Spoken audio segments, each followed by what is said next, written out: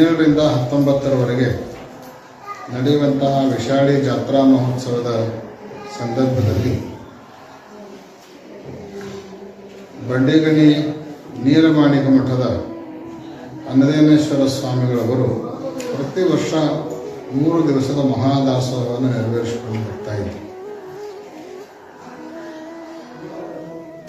ಕೆಲವೇ ತಿಂಗಳುಗಳ ಹಿಂದೆ ಅವರು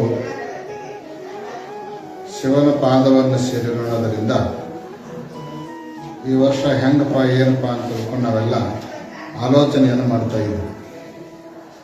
ಆದರೆ ದೊಡ್ಡವ್ರ ಸಂಕಲ್ಪ ಅವ್ರ ಜೊತೆಗೆ ಹೋಗಂಗಿಲ್ಲ. ಅವ್ರು ಹೋದ ಮೇಲೂ ಅವ್ರ ಸಂಕಲ್ಪಗಳು ನಡೀತಾವ ಅನ್ನೋದಕ್ಕೆ ಸಾಕ್ಷಿಯಾಗಿ ಇವತ್ತು ಅವರು ಹೋದರೂ ಕೂಡ ಅಲ್ಲಿಯ ಶ್ರೀಮಠದ ಎಲ್ಲ ಭಕ್ತರು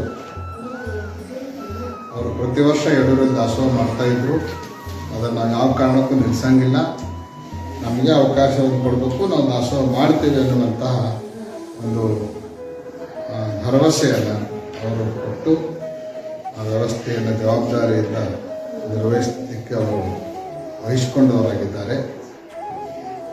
ಆ ಮಠದಿಂದಲೇ ಅವರ ಅನುಪಸ್ಥಿತಿ ಇದ್ರೂ ಕೂಡ ಅವರ ಪ್ರೇರಣೆಯಂತೆ ಚೇತನ ರೂಪದಿಂದ ಅವರು ಇದ್ಕೊಂಡು ಈ ದಾಸೋಹವನ್ನು ನೆರವೇರಿಸ್ತಾರೆ. ಬಂಡಿಗಣಿಯ ಶ್ರೀಮಠದಿಂದಲೇ 3 ದಿನಗಳ ದಾಸೋಹ ಕೂಡ ನಡೀತಾ ಇದೆ.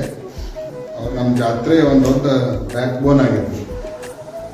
ತೇರಿಗೆ, ಅಮಾವಾಸ್ಯೆಗೆ ಭಕ್ತಿಯಿಂದ ಎಷ್ಟು ಜನ ಬರ್ತಾರೆ ಅವರು ನೀಡುವಂಥ ದಾಸೋಹವನ್ನು ಸವಿಯೋದಕ್ಕೂ ಅಷ್ಟೇ ಜನ ಹೆಚ್ಚಿನ ಪ್ರಮಾಣದಲ್ಲಿ ಬರ್ತಾ ಇದ್ರು.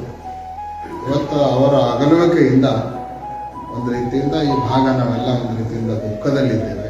ಅದರ ಜೊತೆಗೆ